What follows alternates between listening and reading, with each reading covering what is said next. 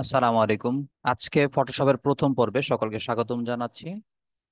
তো আজকের এই পর্বে আমরা যে বিষয়টা জানবো সেটা হচ্ছে ফটোশপ ইন্টারফেস।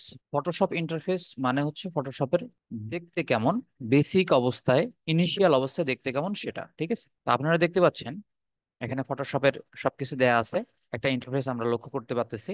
তো এই ইন্টারফেসে আমাদের কিছু অংশ থাকে, কিছু পার্ট থাকে, সেই পার্টগুলো কি কি আমরা একটু দেখবো। সবার উপরে দেখেন এখানে file, edit, image, layer, type, select, filter, 3D, view, window, help, এই যে জিনিসগুলো দেখতে পাচ্ছেন এগুলোকে বলা হয় থাকে মেনু, এবং এই বারটাকে বলা হয় থাকে মেনু বার, ঠিক আছে?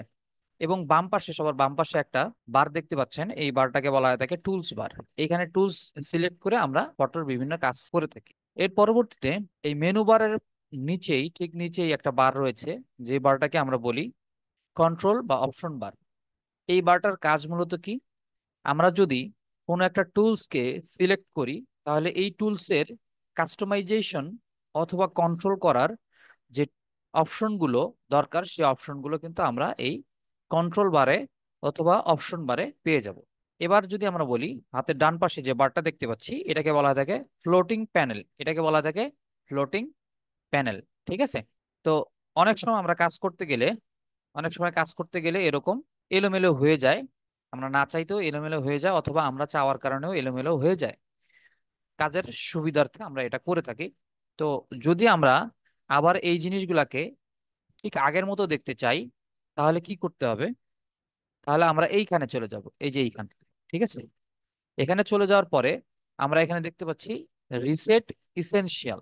রিসেট ইসেনশিয়াল এখানে আমাদের চলে যেতে হবে। যখন আমরা রিসেট ইসেনশিয়াল ক্লিক করব, তখন আমাদের এই ফটোশপটা ঠিক পূর্বের ইনিশিয়াল স্টেজে যেরকম ইন্টারফেস ছিল, ঠিক সেই ইন্টারফেসে এখানে শো করবে, ঠিক আছে?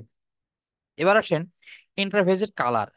তো এখানে ইন্টারফেস দেখতে পাচ্ছেন একটা গ্রে ব্ল্যাক কালারের।